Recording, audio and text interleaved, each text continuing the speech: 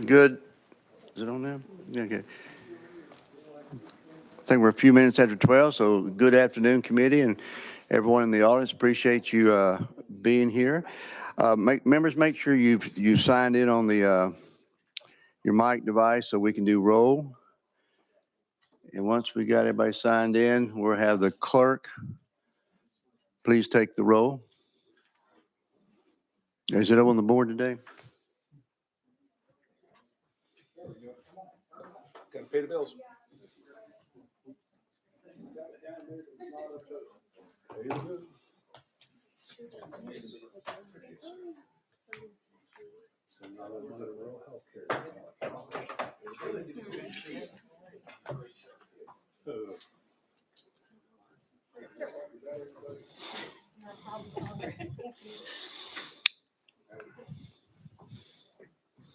Is everyone here, Tim? Okay, Representative Hicks. And Hakeem, you're just in time to take the roll. If you sign in, we have 100%. That's great.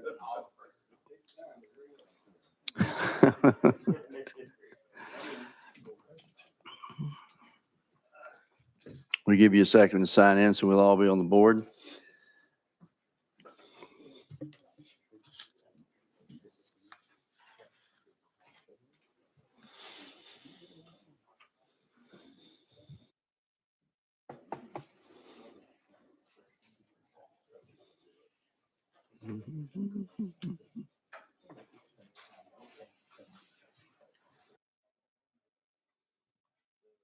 Okay, Madam Clerk, would you take the roll?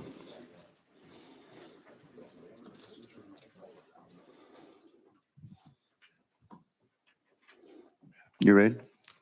Mr. Chairman, you have 19 members present. Mr. Chairman, you have a quorum. Thank you very much. 100%. This is great. Way to start off, committee. All right. Thank you very, very much. Members, let me just kind of go over shortly. Well, first of all, anybody have a recognitions or announcements that you would like to make? Yes, sir, Representative, you're recognized. Thank you, Mr. Chair. I'd like to recognize and acknowledge my intern for the year from University of Tennessee at Knoxville, the mighty Vols, Miss Erin Craven.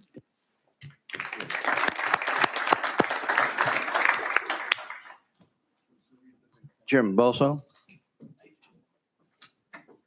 Thank you, Chairman White. I want to recognize a group of students here today from Ravenwood High School in Brentwood, Tennessee, and thank them for being here today.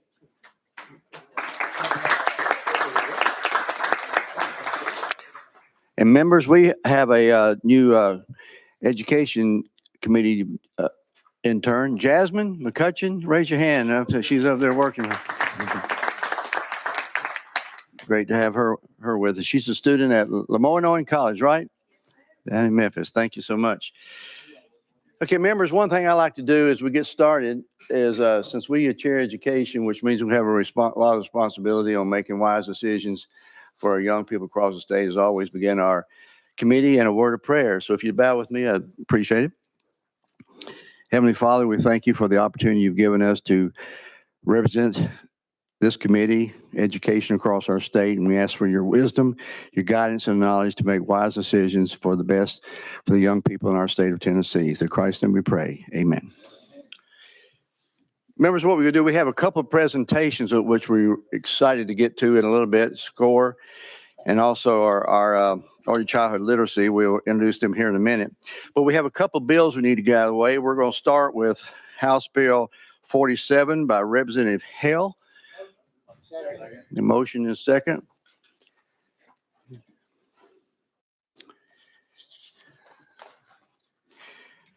Good afternoon, Representative Hale.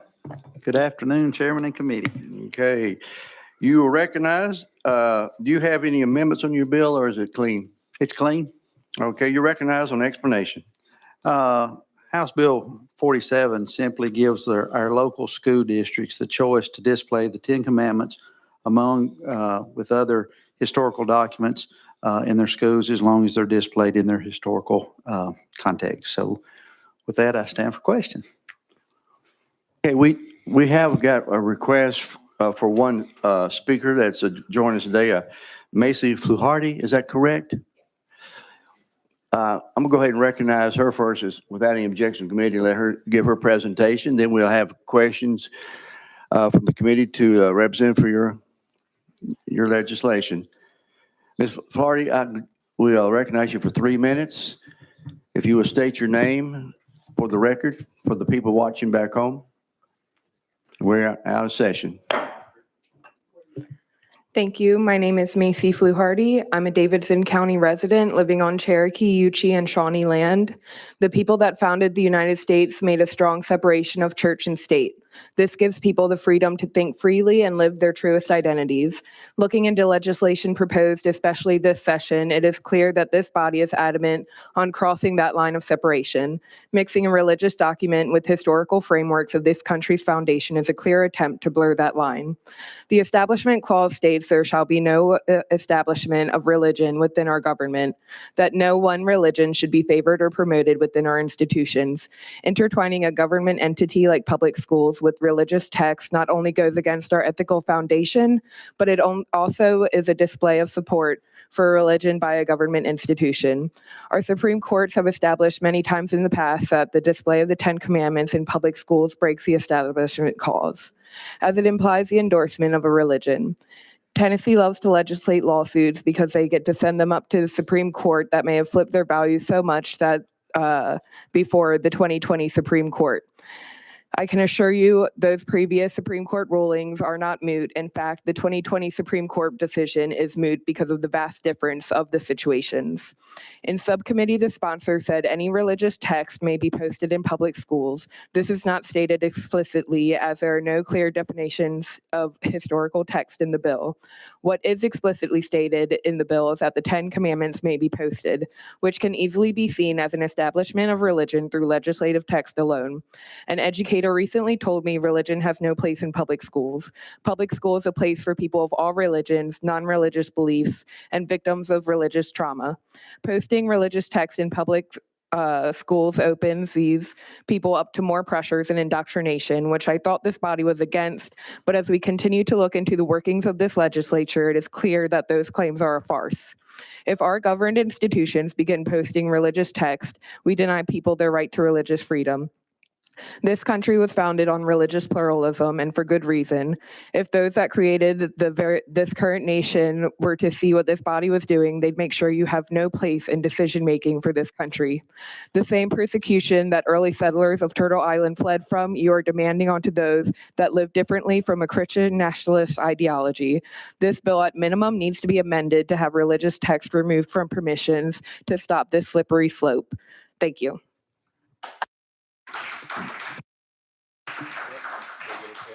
Thank you very much. Appreciate it, Ms. Fluharty. Does any member have a question or comment of our guest before we go back to the bill? Okay. I think Representative Boso, you had your hand up first, and then we'll go to Representative Johnson. Thank you, Mr. Chairman, and thank you, Ms. Fluharty, for being here. You made a comment about our nation being founded on religious pluralism, that our founders would be upset with what we're doing here today. You recognize the Declaration of Independence as one of our founding documents, correct? Yes, I do. And you realize that Thomas Jefferson and the other 55 signatories to that document implicitly invoke the Creator and divine providence in the Declaration of Independence, correct? No, and not all of them were Christians. Not all of them believed in Judeo-Christian values like this body is trying to force onto us. Representative Boso? Thank you, Mr. Chairman. Well, the question, though, was whether the Declaration itself refers to Almighty God. And you will agree that Thomas Jefferson refers in the very beginning of the Declaration of Independence to our Creator, who endowed us with certain unalienable rights, and among those are life, liberty, and the pursuit of happiness, correct? You recognize? My creator is not the creator that this bill is pushing on to people through government bodies, which is not how this country was formed. Yeah, thank you, Mr. Chairman. And I really don't want to explore your beliefs, Ms. Fluharty, or mine. You made a comment about our founders, and that's what I'm focused on. You're aware that our country was founded by the Treaty of Paris that was signed on September the 3rd of 1783, correct? I'm familiar. All right. And that was a document that was signed by Benjamin Franklin, John Adams, and John Jay on behalf of the newly formed United States of America, correct? Okay. And do you understand that that document begins, the Treaty of Paris actually begins with the words, quote, "in the name of the most holy and undivided Trinity," close quote? This still does not relate to the Christian nationalist framework that is in this. That is a that's a phrase that can be perceived in any way. It does not directly, you might want to push it like that, but that's not what this, no. Well, Ms. Bergardi, you made a comment about our founders and about the Fluharty. separation of church, excuse me? Fluharty. Flumarty, forgive me, Flumarty, Ms. Flumarty, but you opened your presentation with remarks about separation of church and state and our founders. And I think one thing that Representative Hale is doing with this bill is actually exploring the history of the relationship between religion and state in our country's founding. You're familiar also with the U.S. Constitution, correct? Yes, Okay. and I am opposed to exploring so deeply into this concept that we are putting people that do not fall under these lines into victimhood. Excuse me, we're having a little bit of a running dialogue here. Let me let you ask one more question. We're going to move on. All right. Would you agree with this? When George Washington wrote in his farewell address to the American people in September of 1796 that the two indispensable props of our nation are religion and morality, would you agree that he was correct in saying that? No. Thank you, Mr. Chairman. Thank you. Let's go to Representative Johnson. You have a question, Ms. Fluharty? You're recognized. Yes, thank you, Mr. Chair, and I'm looking forward to my 8 follow-ups throughout this committee. There's no running dialogue. Go ahead. I said my 8 follow-ups. I didn't talk about a running dialogue. You're recognized. So thank you so much for speaking with us today. What do you think is the goal behind this legislation? I mean, just looking at it, you've obviously sat in committees. What do you feel like the goal of this legislation is? We've already started putting into public schools In God We Trust, which started this slippery slope. And this bill, with the way it is set up, continues down that slippery slope. And I worry one day there will be more blatant Christian nationalist bills brought forward and passed. Thank you. Thank you. Let's go to Chairman Sapicki. Out of session, Mr. Chairman. When we come back in. When we come back in. Representative Glenn, while we're out of session, back in. I have no one else at this point. Ms. Fluharty, thank you so very much for coming in and your time. We appreciate it very much. Representative Johnson, you're recognized. Oh, when you, okay. So we're now back in session. I recognize Chairman Sapicki. Thank you, Mr. Chairman. Representative Hale, back on the legislation here. Your intent is to provide an educational opportunity for the students of Tennessee to engage in a discourse regarding the founding documents and documents that led to the founding of our country. Is that correct? Correct. Okay, Chairman Sapicki. Thank you, Mr. Chairman. Also, you do understand that there is potentially some litigation that may come about the 10 Commandments, correct? Correct. Okay. Chairman. With that, Mr. Chairman, if it's possible for us to go out of session to legal, I have a question for legal. Without objection, we're out of session. Legal, you're recognized. Well, come to me first. Chairman Sapicki. Thank you, Chairman White. So to legal, there are already court cases that, number one, give the ability to display the 10 Commandments in government buildings. There is a pending case, I believe, in I think it's Louisiana, on the ability to do this in schools. Can legal opine as to the nature of the bill regarding the 10 Commandments as historical documents? Would that run us afoul of law? Legal. Thank you, Mr. Chair. Katie Robertson, Legal Services. The Supreme Court has recognized that public schools can provide education as it relates to the Bible when used appropriately for the study of history, civilization, ethics, and comparative religion or the like when it is taught in a secular purpose. There is a Supreme Court case, Stone v. Graham, which was in Kentucky, and Kentucky law required public schools to display the Ten Commandments. That was struck down, and it based their opinion using the Lemon Test. Since then, the Lemon Test is no longer used. However, that did not strike down Stone v. Graham. Since then, Arkansas, Louisiana, and Texas have all passed legislation to require public schools to display the Ten Commandments in their public schools. Lower courts have found those unconstitutional. The Circuit for Texas and Louisiana Court of Appeals currently have heard hearings on the legislation to determine if it's a violation of the Establishment Clause, but we have not received a ruling yet on it. Chairman Spooky? If nobody else has a question for legal, we can go back into session. Reverend Kinsey, you have a question of legal? You're recognized. Yes, thank you. Thank you, Mr. Chair. And the basis of the lower courts and the lemon laws you called it in Kentucky is the First Amendment. That's the basis of them calling it unconstitutional. Legal. Thank you, Mr. Chair. Katie Robertson, Legal Services.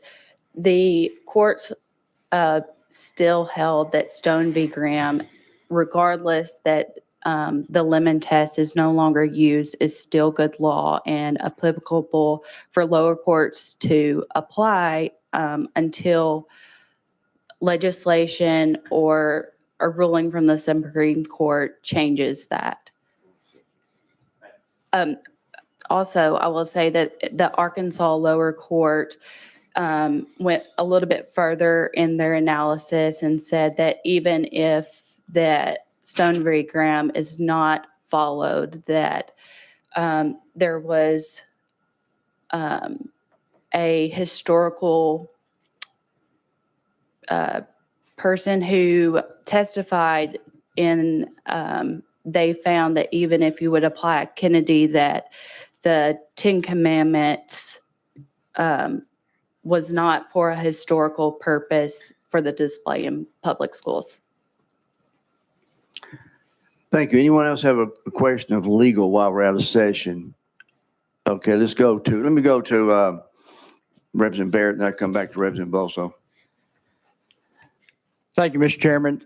For legal, you mentioned in the analysis of existing Supreme Court law and cases that have been before the court that other states had passed laws that made it mandatory for the display of these documents.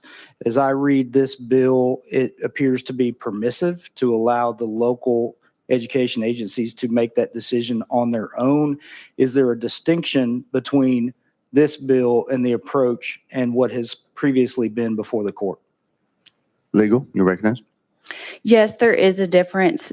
This bill, as you mentioned, is a may allow instead of a required display. The other states put in a specific Ten Commandments display. This also provides that this is to educate students on the historical significance and common cultural heritage of the documents have on the principles of the LEA public charter school, this state, or the U.S. Thank you. Chairman Bolso, you have a question of legal? You're recognized. Yes, thank you, Mr. Chairman. Ms. Robertson, as I read this bill that Representative Hale has brought to us, it concerns the display not of the Ten Commandments in isolation, but in context with other historical documents, including the Constitution, the Bill of Rights, and the Declaration of Independence. And my question is, given the historical precedent that we have with Stone versus Graham and progeny, is it more defensible to have a bill that combines the Ten Commandments with other historical documents than if it were to be displayed on its own?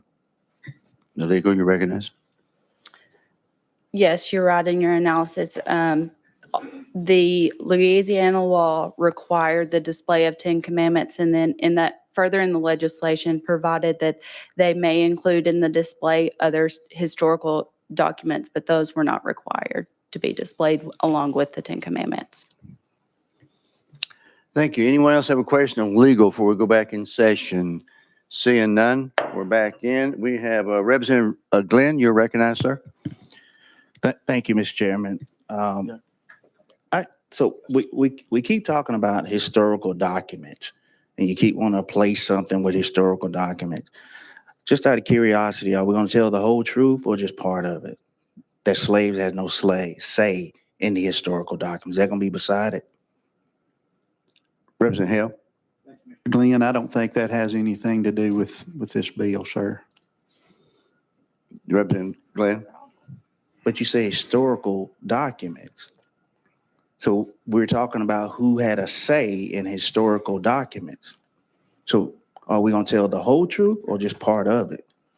That would be left up to the LEA. We're not forcing anybody to do anything. We're giving them a choice. We're giving local authority back to the locals to make a decision. If they post the 10 Commandments with the Bill of Rights, with the Declaration of Independence, with the Constitution, they have the right to be able to do that, and that gives them the protection to do so. Follow up. So they could put that up if they choose to. Is that what you're saying? Any historical document. Okay. Thank you. You're not through? Go I have ahead. one more. You're recognized. So in the second commandment, you shall not make idols. What does that mean? President Hale. Well, there's a lot of people that maybe look at that different ways, but there's a lot of things that could be idols that come between us and our maker and our creator. But I'll say this, when it comes to all 10 of them, we could even add the other 2 in that was given in the New Testament. That if we did that, we wouldn't have to be worried about half the things that's in our budget today.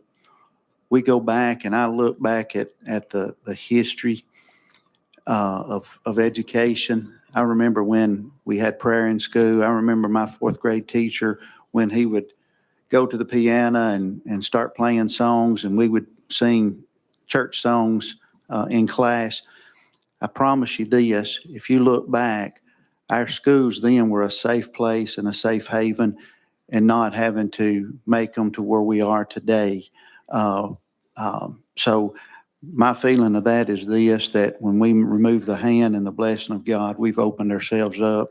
We look across our country and we see where we're at today. I think these 10 Commandments are very foundational, just as much as the Constitution, the Declaration of Independence, Bill of Rights, all of those things. And so I think it's needed that our children go back to those foundational things, that our country was founded on, those principles from the very beginning. Thank you. I'm going to go back to Chairman Sapicki. I cut him off. I'll go out to legal. So Chairman Sapicki, you're recognized. Thank you, Mr. Chairman. Back at Representative Hale on your bill. In Section 1A, if you want to look at your language that we're considering today, if you go about halfway down, it talks about LEA, public charter schools, historically significant documents in a prominent location in each building.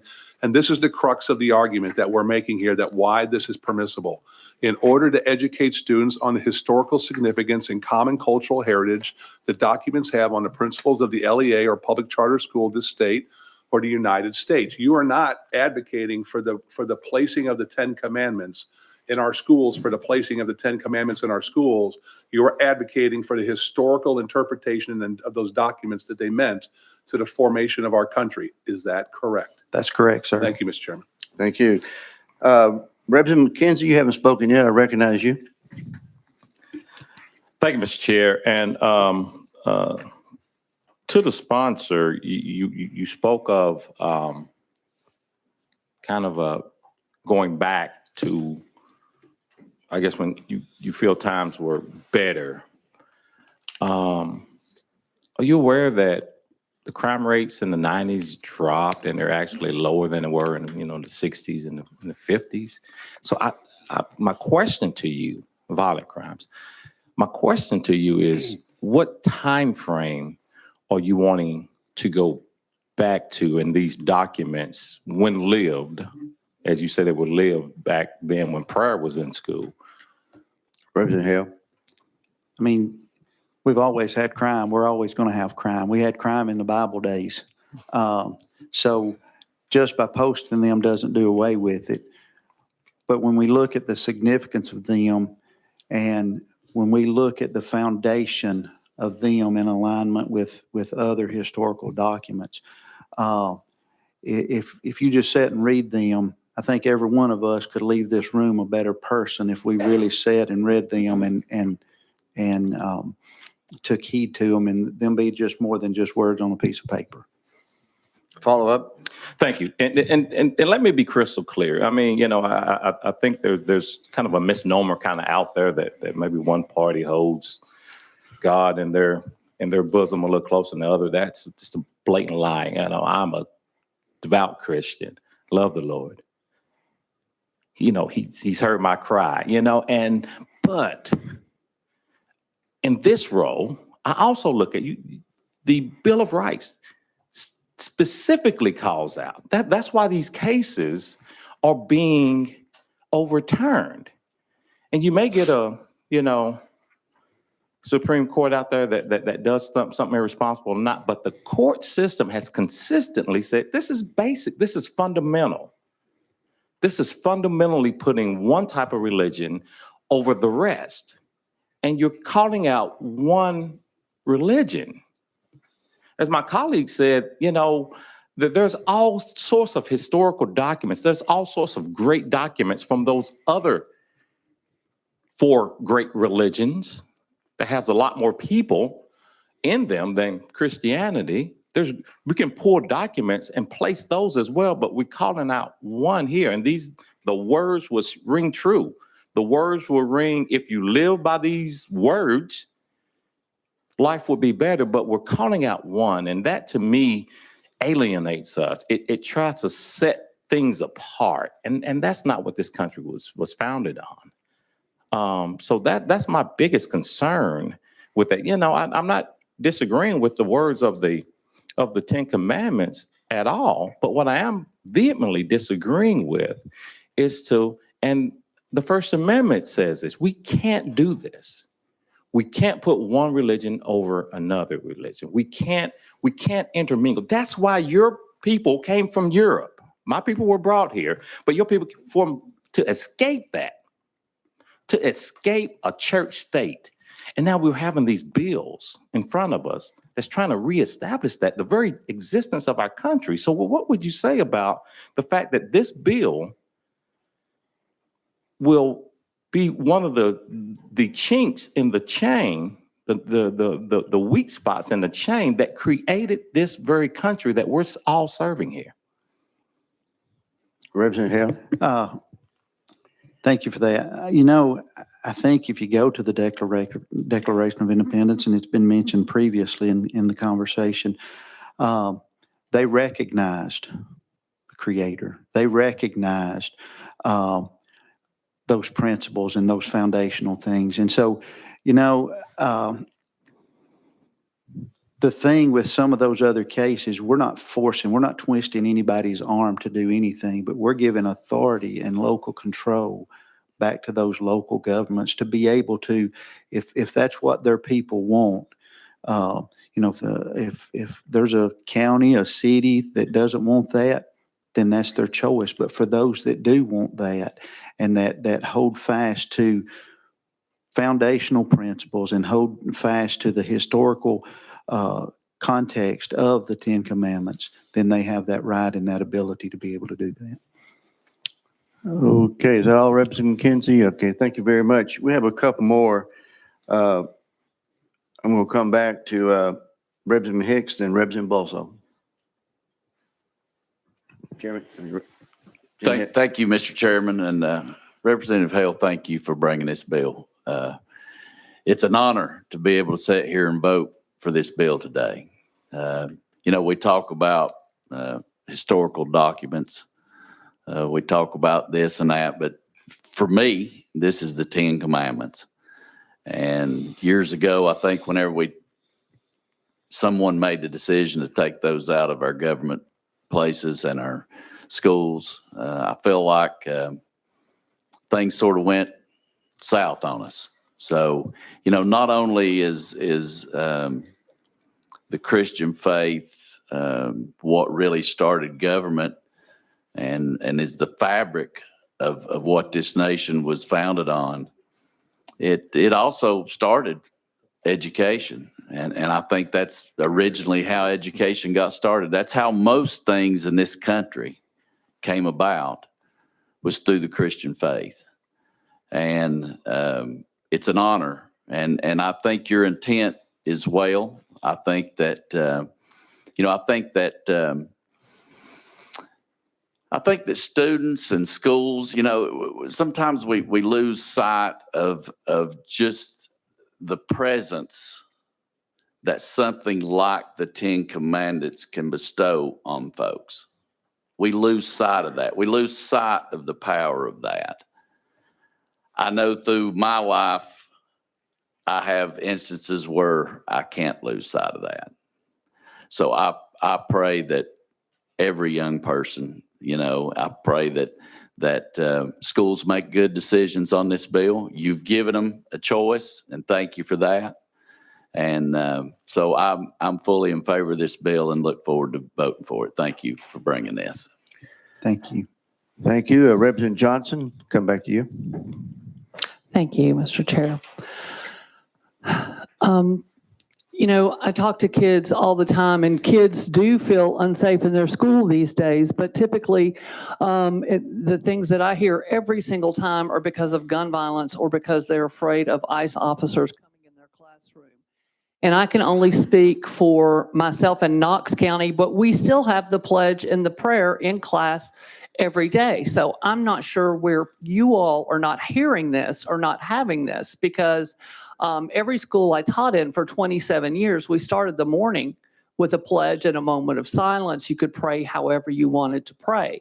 So pretending that that doesn't exist anymore in Tennessee schools is disingenuous at best. And like my colleague, I do believe that your intent here is good. I totally understand that.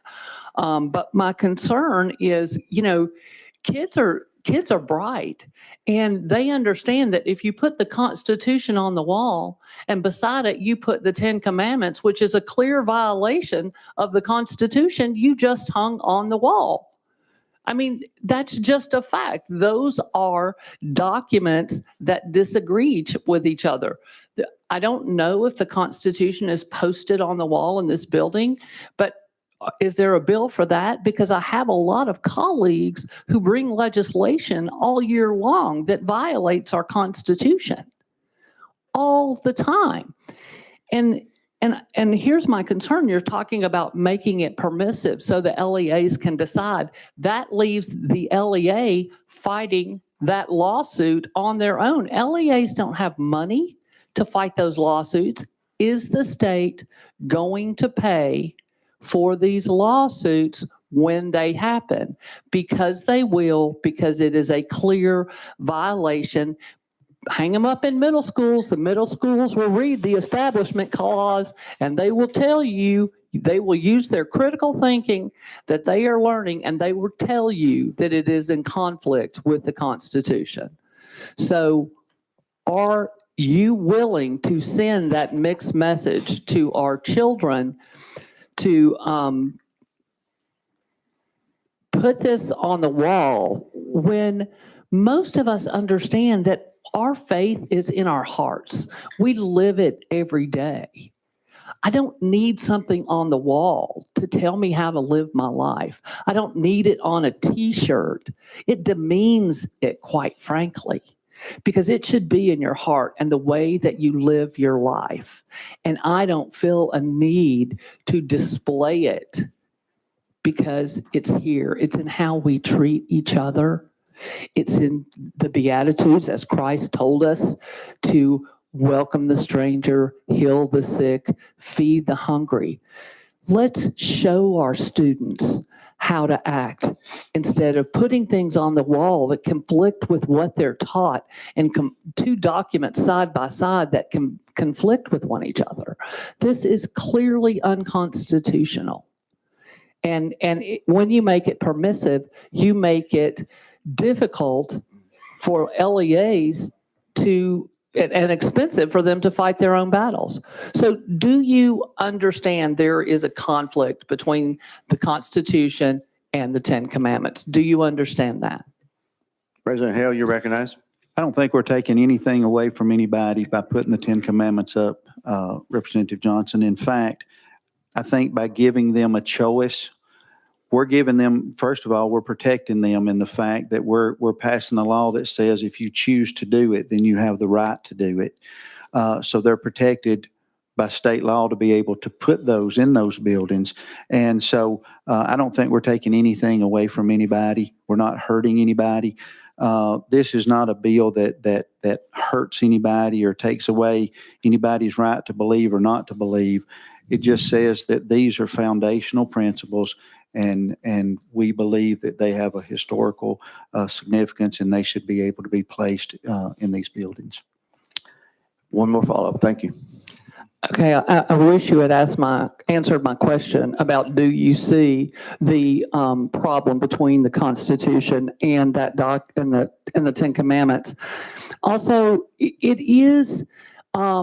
it can cause harm to those kids who aren't of a Christian faith or perhaps are of no faith, making them feel that they're not important enough because their religion isn't important enough and they are not equal.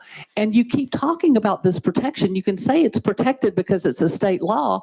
Federal law supersedes state law. And if these folks put it up in Knox County, they could get a lawsuit that is the state going to pay for a case that may go far and wide? Will the state pay for the lawsuit for them? Is that in your bill? I think the decision would be made between the law that we pass and the court if it goes to court. So I think that would be determined. So before it even went to the county. So. Well, we can ask legal, but I'm pretty sure that it's going to be the LEA that hung the sign that is the one that's going to be responsible. Okay, thank you. Members, I have two more, then I think we'll wrap it up. We've had some great debate on this. I'm going to recognize Representative Mayberry, then Representative Bosso, and then I think we've had a good discussion. We've got two more bills and two presentations. So, Representative Mayberry? Thank you, Mr. Chairman. I was actually going to call the question, but if we only have two more, go ahead. Then I call the question. Did you call the question? I'm sorry. Yes, I call the question. Any objection to the question? No objection to the question. The question's been called. Madam Clerk, would you put the vote on the board?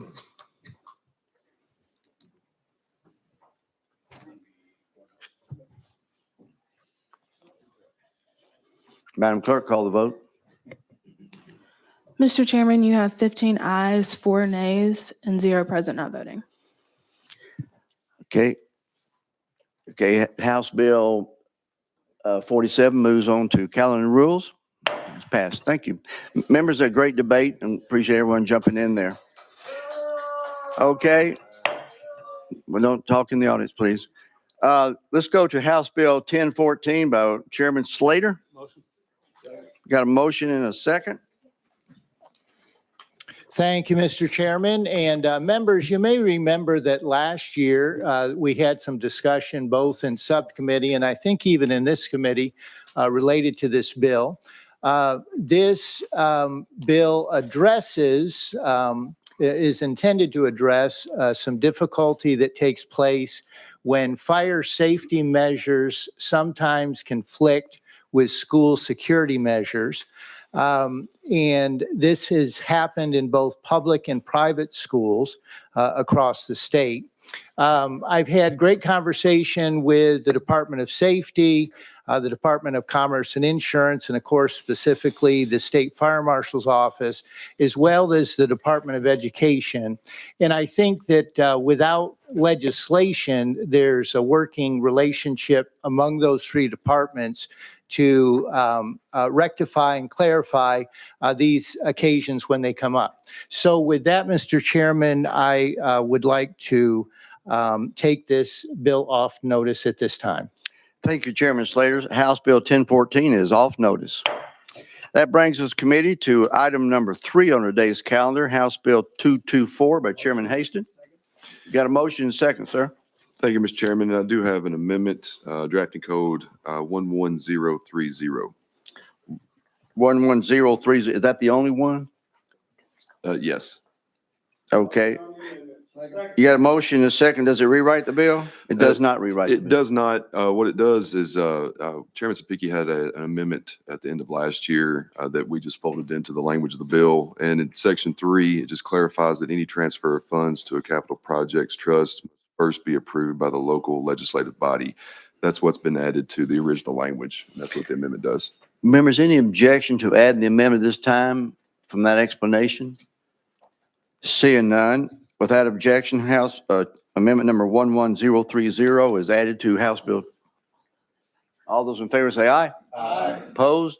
Ayes have it. So it has been added to the bill 224. Any other amendments, sir?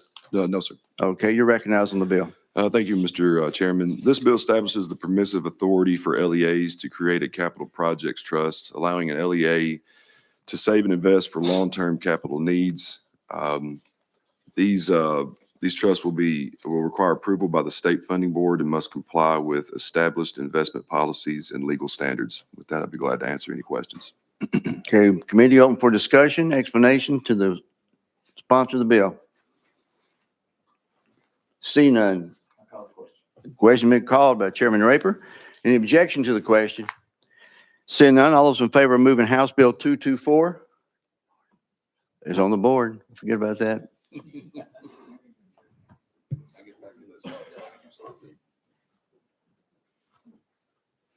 Madam Clerk, take the vote. Mr. Chairman, you have 19 ayes and 0 nays. Okay, House Bill 224 moves out to Finance Committee. Thank you. Members, we have 2 great presentations, and thank you for the discussion on these bills. We have 2 great presentations. The first one, we're going to ask SCORE to come up. They got some great information for us. We invited them to come back each year, give us an update. I'm looking forward to this presentation. And right after that, we have the Governor's Early Literacy Foundation, Mr. James Pond. We'll have them come up and tell us what's going on in that in our early literacy. Without further ado, we're out of session. Ms. Guthrie, you're recognized. Okay, great. Good afternoon. My name is Aaliyah Guthrie, and I am the Vice President of Policy and Government Relations at SCORE. And I am Jocelyn Pratt, and I am the Director of Government Relations for SCORE.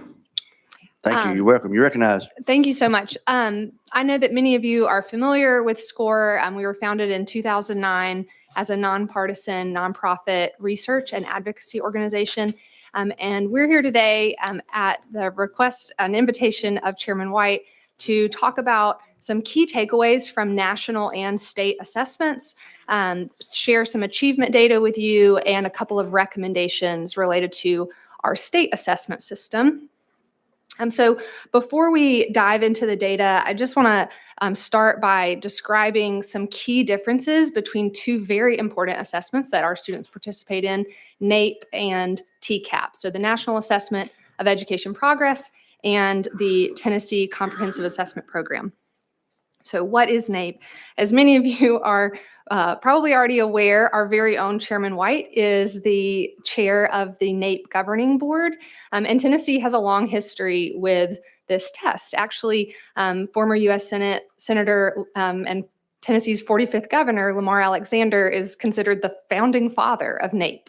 So NAEP is also sometimes referred to as the nation's report card, and it is the only assessment that measures student learning at the national and state level over time to give a comparable, longitudinal, and valid understanding of where students are performing.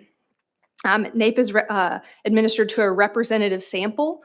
So this sampling method has been used consistently. It's a research-backed method to ensure that you are getting an accurate picture of the students that make up your state's demographics. But it means that not every student participates in NAEP. And NAEP doesn't happen every year or for every subject or for every grade. It's 4th and 8th grade for ELA and math. And then there are also civics and science tests that students participate in. So these assessments were actually administered in 2024 in January, February, March, and results were released in January of 2025. And students are actually participating in NAEP right now, January, February, and March of this year, and we'll have another round of results to share with you hopefully this time next year. So again, another sort of a clarification about what this, so that's a description of NAEP. TCAP is a measure that every student participates in, and it tells us based on our own academic standards, so the standards that Tennessee educators created to say what are the expectations for students in every grade and every subject. And that's really important that it's given to every student so that every family and every educator has information about their own students' learning. It's a summative assessment, it monitors progress, and it's criterion reference. So that's, you may have heard the term a norm reference test. TCAP is criterion reference, meaning it measures a student's performance on an objective standard versus a norm reference test tells you about a student's performance relative to their peers. So it's really important that TCAP is objective in that way so that we get an accurate and, you know, we kind of have the truth about how students are really doing. Great. So as Aaliyah mentioned, the most recent NAEP results that we have in Tennessee are actually from 2024. They were released in January of 2025. So we'll start by taking a look at those. First, I want to start with, over the past 2 decades, Tennessee's commitment to students has led to important progress. This may sound familiar from Governor Lee's State of the State address last night. Tennessee has now moved from the bottom of every ranking to the top half of states for all indicators. This shows us that student-focused policies and investments and strong, consistent implementation are paying off and helping us achieve the goals we're setting for our students. As members of the General Assembly, you have been consistent in enacting student-centered policy. And these results demonstrate that student outcomes can change and that policy can drive that change. All right, starting with the 4th grade NAEP results. In 4th grade reading, proficiency rose 2 percentage points in the most recent test administration. Tennessee is now ranked 24th in the nation based on scale scores, and only 6 states are significantly outperforming Tennessee in 4th grade reading. In 4th grade math, proficiency rose 6 percentage points. Tennessee is now ranked 13th in the nation based on scale scores, and only 4 states significantly outperform Tennessee in 4th grade math. Looking at 8th grade reading, proficiency rose 3 percentage points. Tennessee is ranked 21st in the nation, and only 5 states are significantly outperforming Tennessee. In 8th grade math, proficiency rose 6 percentage points. If we're looking at the top states for improvement, we have things to celebrate. In grade 4, Tennessee ranks number 7 in reading and number 9 in math for improvement since 2022. In grade 8, Tennessee is now number 1 in the nation for 8th grade math improvement over the last decade, and number 2 in reading improvement since 2022. So we're going to shift and talk about from our national assessment to our state assessment results. And these are, again, they're designed to give educators, families, policymakers information about how Tennessee students are doing on our own academic standards. And the results we're going to share are from the 24-25 school year. So in grades 3 through 8, we've reached a post-pandemic high on all 4 subjects, ELA, math, science, and social studies. And across all of these subjects, all of our major student groups made progress between 2024 and 2025. And it's really helpful to see this alongside the NAEP results because it sort of acts as a verification or a validity check. Are we telling the truth about student performance? So it's this improvement that we see on TCAP is mirrored in those national results. Zooming in on third grade, so in 2025, for the third year in a row, third grade ELA proficiency improved and now sits at a record high, so beating where we were in 2019. And I think a lot of this can be attributed to the Literacy Success Act and all of the supports that were provided to students starting K through 2 and of course third grade. So 41.7% of third grade students are scoring proficiently on the ELA TCAP. This is really exciting. It's a record high. It's also, oh, okay, sorry. It's really exciting, but it's also not good enough. This still means that more than half of our students are not proficient on our ELA TCAP.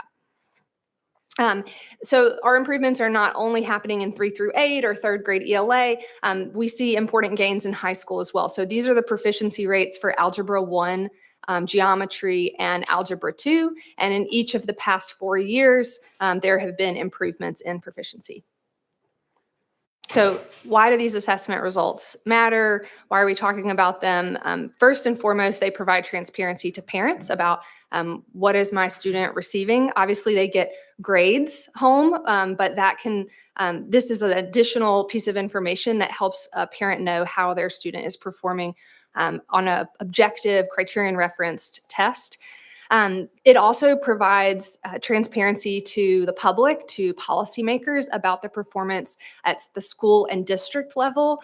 So we can understand on an assessment that all schools and districts are taking, how they compare and whether they're supporting students and they're supporting all student groups. There's an educator and family portal. There is the state level report card. We also have a data dashboard that we're happy to share with you. It's called TN 2030, and you can look at the performance in your own district. And the other important role of assessment is to drive improvement. So assessment is when you measure, but then what do you do with the measurement? How do you actually support students to improve? And so I know that in the TISA funding formula, there's specific allocations for students who are not yet proficient, which means that districts are going to receive additional funds to make sure that those students are supported. We have a few recommendations that we shared over the summer and fall with the committee that met on K-12 innovation. So we shared these recommendations because they're pertinent to our assessment system, but we wanted to make sure we had time to share those recommendations with the full committee. We're excited to share these recommendations with you because we believe that Tennessee's assessment system, making it more cohesive, timely, and actionable is important for families and educators. And at SCORE, we believe that our families and our students deserve that timely and transparent reporting of test results. When results are returned quickly, educators and families can make informed decisions and be proactive about how to best prepare their students in the summer and the following school year. But in Tennessee, families did not receive individual SCORE reports until mid-July, which is over 70 days after their students took the tests in the spring. In contrast, at least 12 other states return results to families more quickly than Tennessee, in large part due to the technical advancements that Tennessee could adopt. In Florida, for instance, their scale scores are available to parents within a day of students taking the assessment. And at this moment, the Tennessee Department of Education is working on several technical advancements to reduce the time that it takes to get results back to families. Two common practices that SCORE recommends are automated scoring and pre-equating scores. Tennessee already employs these strategies in a pilot capacity or in specific grades and subjects, but accelerating the use of these innovations could reduce the time it takes to get results. An additional advancement that the department announced that they plan to roll out in the coming years is computer-based testing for grades 3 to 5. Research shows that there can be a mode effect when students switch from paper to computer-based tests. SCORE advocates that the department monitor this change closely and mitigate for any unintended consequences by providing supplementary paper materials and weighting scores as needed. Some states that deliver assessment results more quickly than Tennessee also require that their results be released by a specific date. For instance, Florida requires results to be reported to school districts by May 31st and requires the districts to report those results to the families within 1 week of receiving them. Additionally, Ohio requires that results be reported to parents no later than June 30th. But in Tennessee, our law only requires TDOE to announce by July 15th when parents and students will receive test results for the upcoming school year. But we do not require results to be released by a specific date. Okay, and we've talked about NAEP, we've talked about state assessments. There are also a lot of other assessments that students participate in. So while we know the state TCAP takes up less than 1% of the total instructional time in a school year, in grades 3 through 12, students are also taking teacher-created tests, curriculum-embedded tests, RTI progress monitoring, reading and math screeners, dyslexia screeners, benchmark assessments. So there's a lot of other assessments that are happening, and we know that those can be really valuable pieces of data and insight to inform instruction. But we also know it can lead to a disruption in the schedule of the day and lost instructional time. So we think it's important for the state to better understand the scope and impact of all of our assessments. So like I said, many of these assessments can be valuable to ensure that students are on track toward their academic goals, give more in-time feedback to parents and educators, and there's a wide range. However, the state does not maintain a list of local assessments or monitor the purpose, time, quality of those assessments. And without more information, it's difficult to know where to cut or where to improve or where to double down. This is just an illustration. We identified only the universal screeners and benchmark tests for 3 Middle Tennessee districts. And what we found is that all 3 are using different assessments with different grade levels, different frequencies, and different testing times. So again, this is just a sample and meant to sort of demonstrate the variety of what is happening across our state on local assessments. But when we look at grade 3, the number of local assessments just for universal screeners and benchmark tests actually exceeds the number of minutes spent on the 3rd grade ELA TCAP test. And so if we're thinking about how do we increase instructional time and improve the feedback that teachers and students and families receive, I think a scan of our local assessments would be a helpful next step. So recommendations we have to advance our assessment system, and we have the opportunity to strengthen our assessment system as a state, would be to return results more quickly to students and to educators and to families. And we have several ways that we think the state could take action to do so, and then to streamline local assessments to minimize the disruption to instructional time by starting with an inventory of local assessments. So I'll end there and invite you all to our event that is in 2 Wednesdays from now. On February 18th, we'll be on the 8th floor, Data and Donuts. If this data presentation, if you're interested in learning about your own district's data or diving in more deeply, we'll have folks from our team there to walk through dashboards and share more detailed information, answer questions. So hope to see you there and happy to answer any questions. Thank you all very much for that. You had us at donuts, so we'll be there. All right, we have a couple here. We're going to have discussions about 110, and then we're going to bring up Early Literacy Foundation, give them equal time today. Representative McKenzie, you were first on the list.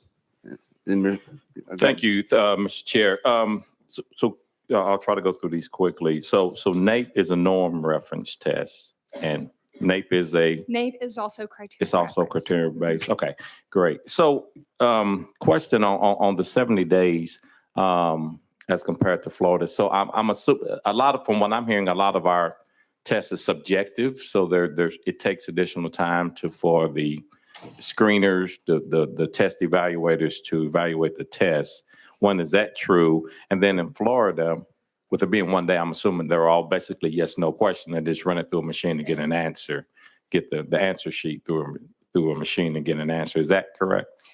So in Florida, they have a mixture, just like our test is, of multiple choice and open response items. They have a more aggressive approach to using automated scoring. So we're sort of in the initial stages of using automated scoring. We're talking about an AI enabled tool that reads the open response questions.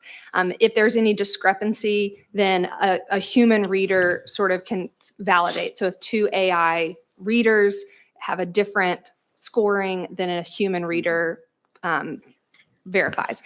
So they do have a mixture of assessment types.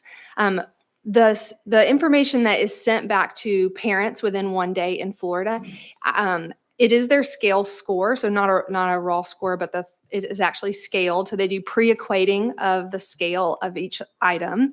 But it is just a sort of like, it's like finding out that you got a 92, but you don't know which questions you missed yet. So what Tennessee does is we do the full grading, and 70 days later, the parent would know what is the actual score and which items were missed or which standards does your student struggle with. So Tennessee releases once we have kind of the full information, and that's the big difference. Yeah, and you know, there's value in that. Yeah. So I wouldn't want to throw out the baby with the bathwater in terms of doing what Florida does. It may not give us an accurate number, and you know, they may not be able to evaluate. So I would say tread lightly or carefully as we make those recommendations. Question. So we're looking at, and this isn't a trick question or trap question or anything. It's sincerely wanting to know. So we're looking at 25,000 students this year that's going to get state funding, but we're not going to. How the score proposed, or are you all visioning how you're evaluating those students? Because those students are just as important to us as our public school students. How are we assessing the effectiveness of those students like we're doing for our public school students? Ms. Guthrie? Yes. One short comment about Florida is that we're not proposing that we fully adopt Florida's release of scores, but there are 12 states that are doing it faster. And so what we're proposing is we could do it better. We might not have the goal of 1 day, because there are certain trade-offs with that, but we do believe we could do it faster than we are now. And then for students who are participating in different private choice programs, obviously it's sort of a smattering depending on if you're in the ESA program, you are taking the TCAP assessment. In the Ed Freedom program, you could be taking the TCAP assessment if your participating school administers it, or it could be a norm reference test. And so that does make it more difficult to compare results from different programs and across students. And so we are looking at the data that is reported about those programs. Obviously, the Ed Freedom program we only have 1 year of information. The ESA program has been a little bit longer. So we're looking at that information, but it is difficult to compare when not all students are taking the same assessment, which is why we think it's important to have that. Just like NAEP and TCAP do provide a comparison point across all states or across all students in our state that are in public schools. Yeah, just a final thought. I just encourage one more. Yeah, I'll just encourage you all to really dig in on that. So if we're going to have these programs and they're going to be state funded, and SCORE has always been concerned with all children, that you all figure out how to best get that data. That way we know we're not releasing kids that are ill prepared for what life's journey has for them. Thank you. Thanks, Mr. Thank you. Let's go to, got a couple more minutes. Let's go to Chairman Slater. Thank you, Mr. Chairman, and thank you for your presentation. Members, I'd like to go back to something that Ms. Guthrie mentioned early on that might have gone over your heads, and that is that Chairman White is the chairman of the governing board of NAEP. And that is huge for us to have our chairman right here in Tennessee to be the chairman of that governing board. And so congratulations, because that's a recent appointment as well within the past couple of months since we were in session. And members, I didn't want you to miss that.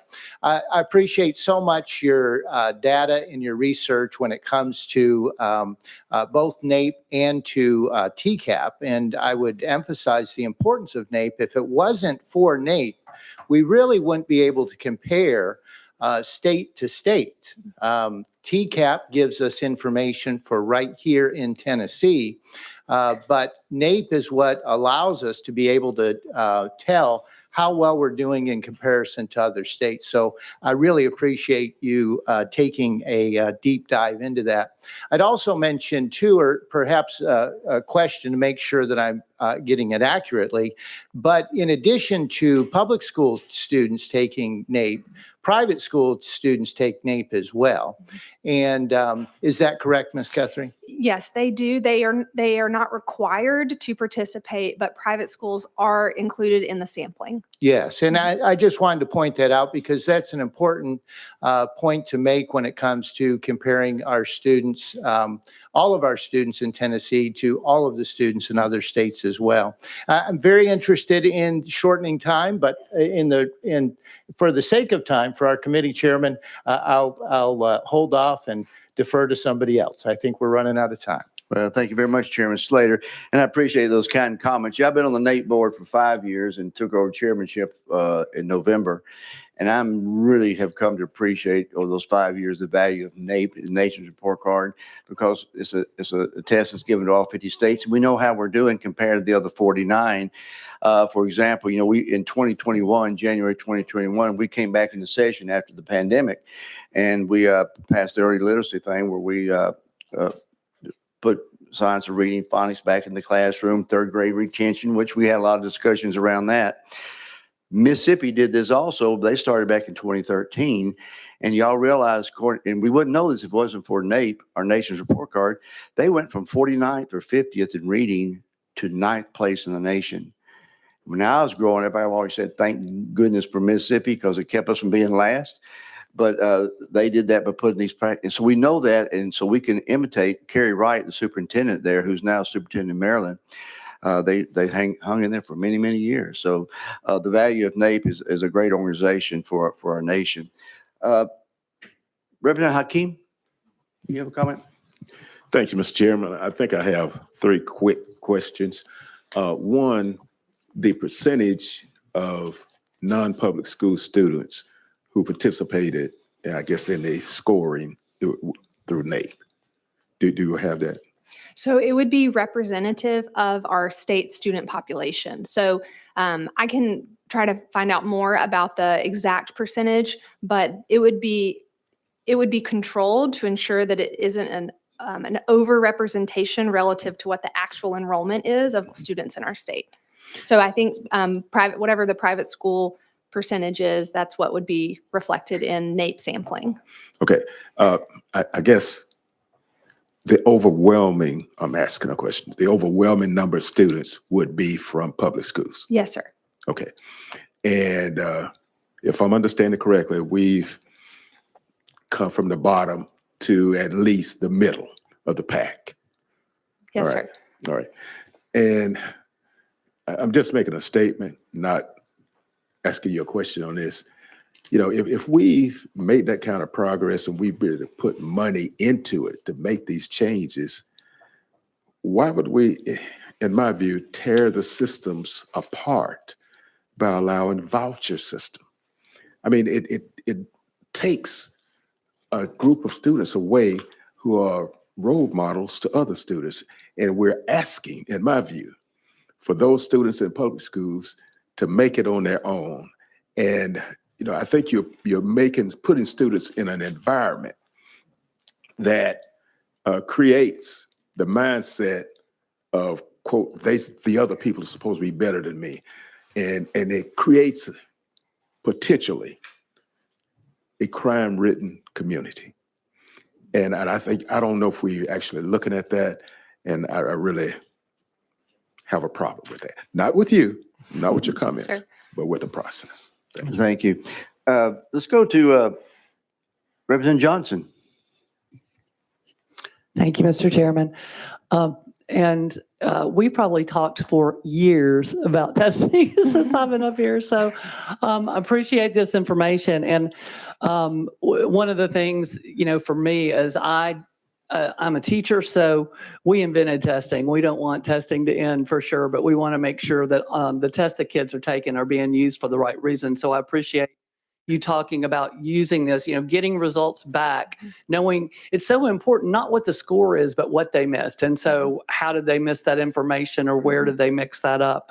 So you just can't count out the value of actually seeing that test returned.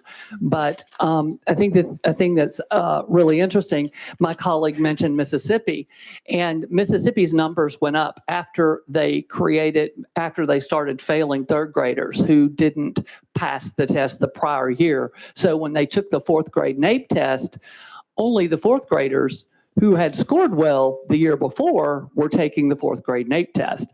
And some call it the Mississippi miracle, because how much of it was our methods and how much was holding back the third graders that had done poorly on the test before and kind of fixing test data. So that's always something to think about. And I think that, the valuable information that we get from these tests is important, but I also do understand that when it comes to TCAP or NAEP, and we don't do this with NAEP, but with TCAP, sometimes we make high stakes decisions on one single test score. And I think that's just a ridiculous idea, especially when there's so many other more valuable determinants that teachers use throughout the year. But my concern is, and it's been mentioned by a couple of my colleagues, we are spending hundreds and millions of taxpayer dollars, hundreds of millions of taxpayer dollars on schools that will not be evaluated in this way ever. And I don't care unless they are giving the exact same test in these private schools that are getting vouchers. There is no possible way to evaluate two different tests, especially when those private schools getting vouchers do not teach the same standards, do not have to teach. They might use state standards, but they absolutely do not have to teach our state standards. So what are they measuring? We can't compare a TCAP to anything but a TCAP. And so where else in our budget do we have hundreds of millions of dollars coming out, taxpayer dollars, going to schools that we can't hold to this accountability like we can hold our public schools? I don't think there's anywhere else in our state budget where we aren't accountable to the taxpayer whose dollars we're using. But when it comes to vouchers, we are not being held accountable because we can't look at scores and sit down with them the way we're sitting down with you guys. Is that concerning to you all for those hundreds of millions of taxpayer dollars? Okay, we have some great comments. If you want to comment for 10 seconds, I'm going to bring, if I get the governors or y'all on deck next, we've got to run out of time here. Sure. I'll just, in both programs, students do have to take some assessment. I know that you know that. And as I said earlier, it may not be the same assessment. So we look at the information that we have, but just wanted to comment that they are taking an assessment, that we have some information about the performance of the students in those programs. And then the other thing I wanted to add is that Mississippi did retain some students. They had good cause exemptions, very similar to the law in Tennessee, and they passed their literacy bill in 2015. So we saw these big results, the Mississippi Miracle in 2019, NAEP results. And I actually got to go to Mississippi and meet with their Department of Education and with some of their legislative leaders and hear about that. And that was in early 2020, learning about that Mississippi Miracle. But I think now folks refer to it as the Mississippi Marathon because those results have persisted through their 2022 and 2024 NAEP results. So, obviously there were some students retained, but they have continued to see as students move through their early literacy program that students are getting better support. And so their scale scores and ranking have reflected that. And Mississippi now funds $1,000 more per student than Tennessee. They pay $1,000 more per student. Okay. And thank you. This has been great committee discussion. Thank you all so much for presenting this, Ms. Gore, very well. Let's go ahead and bring members. This is an important presentation. The Governor's Early Literacy goes a brief update on that. Most of you familiar, but doing a great job for literacy. Let's give them our attention and then we'll close out about 1:30. You are recognized. Mr. Pond, state your name for the record. We're still out of session, so you're recognized. Great. Good afternoon, Chairman, members of the committee. I'm actually looking for our presentation. I'll have that up for you here in a moment. Let me just introduce myself. My name is James Pond. I'm the president and CEO of Governor's Early Literacy Foundation.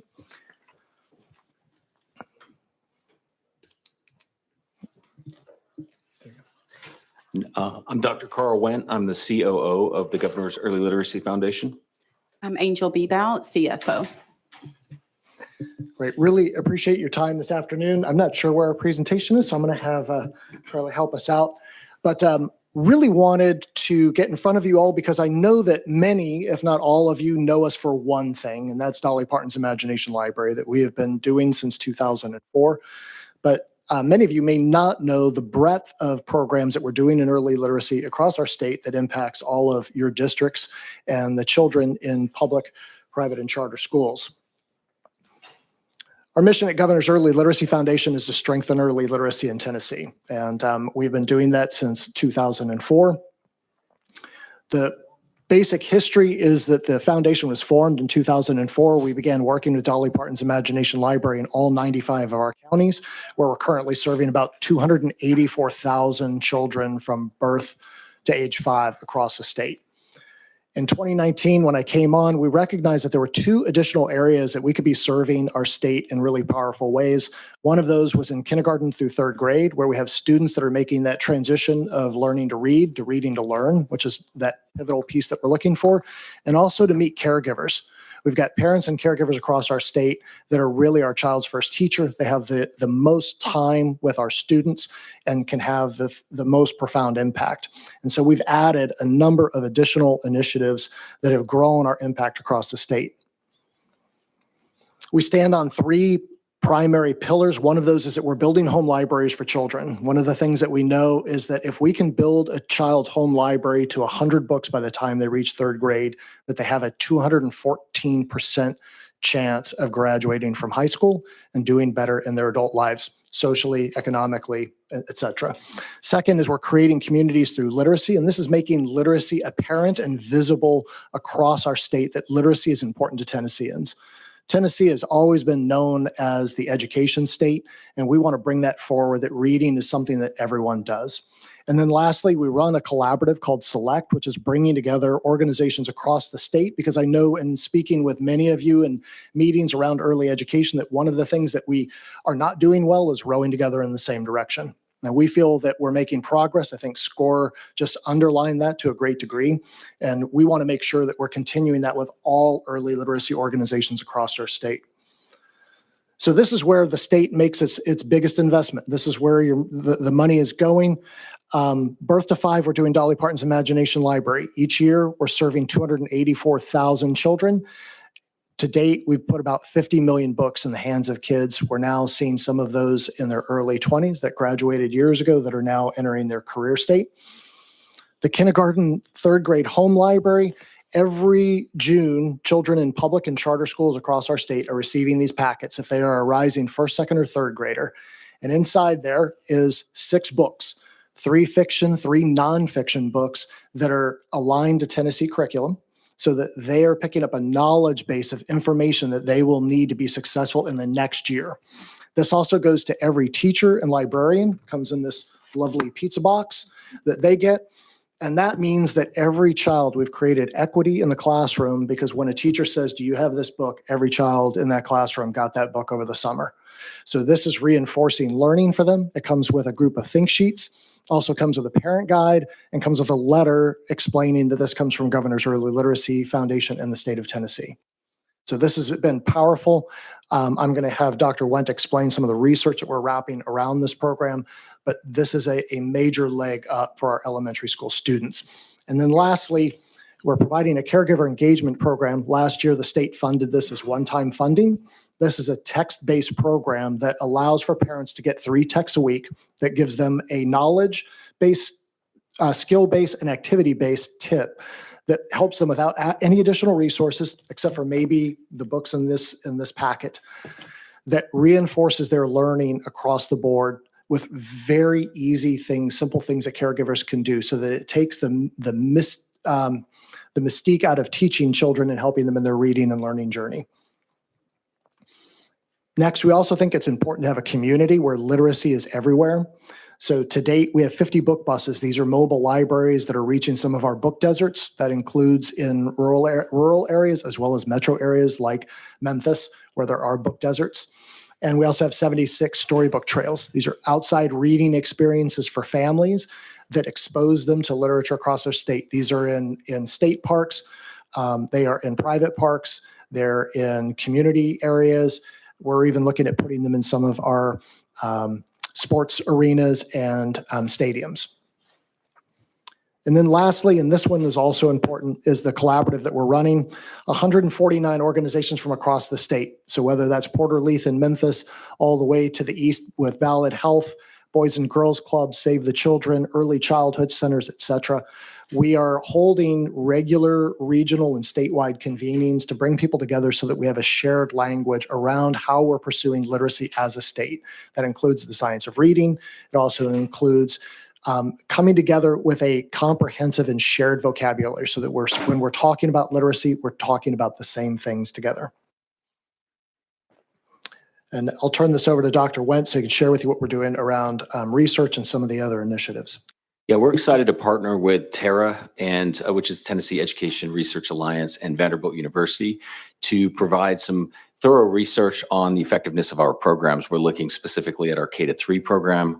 We're going to be doing study groups with librarians and caregivers, really getting a sense for how our programs are impacting student learning across the state. So we're really excited to be able to bring that to you. We should have a report ready to share in early 2027. One of the other things that I wanted to share with all of you is that there are other initiatives that we're doing across the state.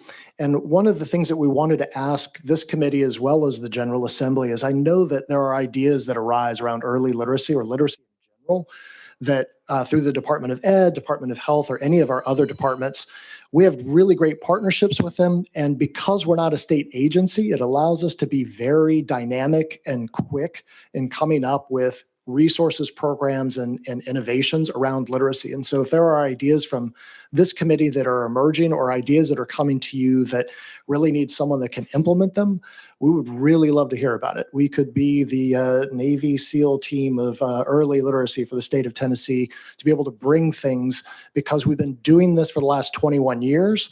We're able to have statewide reach and to be able to do this at a high level. So when we rolled out this K-3 program, instead of getting a really low enrollment rate, our enrollment rate was 99.9%. So if there's something that you all are looking to do, we would love to hear any ideas or initiatives that you're thinking about. So with that, I'd love to open the floor to questions about the work that we're doing or things that you all are thinking around early literacy. Members, anyone have a comment, question? Okay, we got Chairman Sapicki, you're up. Thank you, Mr. Chairman. Thank you for the work you're doing. On the parental engagement component of that, one of the challenges I hear from parents is, I don't know how to teach kids how to read.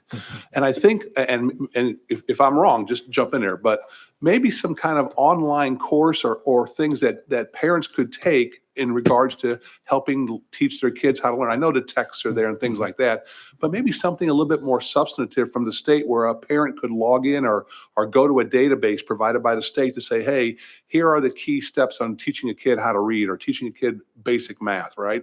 Do we do that, or maybe that's something we can implement? Yeah, it is something that could be implemented. We've actually looked at creating video content where there could be modeled moments, actually showing parents with their children doing those things and reinforcing what's already happening in the classroom so that there's dual support for that child's education journey. Chairman Sapicki. Thank you. Does that require anything from us, or can you guys just take that ball and run with it? Well, certainly there needs to be some funding to do it. And we'd obviously want to coordinate with the Department of Ed to make sure that what we were doing was consistent with Tennessee standards and that we did that in a way that was high quality. But in terms of our ability to do it, we've got capacity to do that. Last one. You recognize? And then last one, as we enter this year, there's an election year coming up for governor. I've never been through this before, but is what you do governor proof? It is in that this was started by Governor Bredesen back in 2004, and they were going to call it Bredesen's Books from Birth. Our goal was that it could belong to any governor. This program belongs to the state of Tennessee, and we've encouraged that every single program in here is a program for Tennesseans by Tennesseans. Thank you. Representative Hakeem. Thank you, Mr. Chairman. Thank you all so very much. What you do, I think, is outstanding for our cities, our counties, and we appreciate it. You spoke of the young people, I guess, who were started in this program and they're in their 20s now. Did you, I'm not asking for exact figures, but did you see any kind of increase in the number of young people who were more prepared? Yes, we did. Going forward. Yes, sir. And in fact, I'll leave this to Meredith. She's actually seen some of this. You want to speak to that? Sure. And interesting to you, some of my early work was with Hamilton County Schools to talk about, because they said, okay, we're making sure that our children are coming to school kindergarten ready.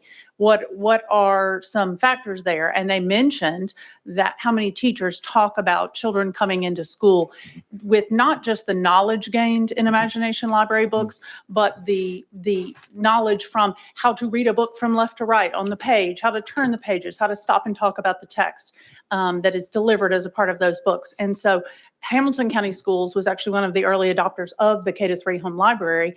And they were the first ones to ask us, okay, we're delivering the books. What should we do next? They gave us the idea that the educators and librarians should get a copy of the books so that they could do what they're modeling, which is like literacy nights in schools where they have all the kids and families come in pajamas and read a bedtime story. But all they're really doing is showing how a parent, for example, how to take one of the books that we've delivered to them and read them with their child and stop and talk about what they're reading and what they're seeing and predict text, et cetera. So Hamilton County Schools has been one of our leaders in helping us to innovate around how to utilize these texts and have really influenced what we send out into educators and librarians and caregivers to support the text. So we think they're a part of that kindergarten readiness piece, and that there's a whole lot of caregiver engagement evidence and usage of the text evidence from anecdotal, but the Terra research could tell us more.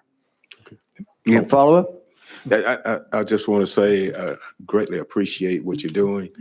And I had some other questions, but you took care of that. Thank you. Thank you. Thank you all very much. Appreciate it. And any way we can support you as Education Committee, always let us know. And you're welcome back anytime. Members, we're sitting right at 1:29. Good job. Any further discussion? We got a motion adjourned. We are adjourned. Computer.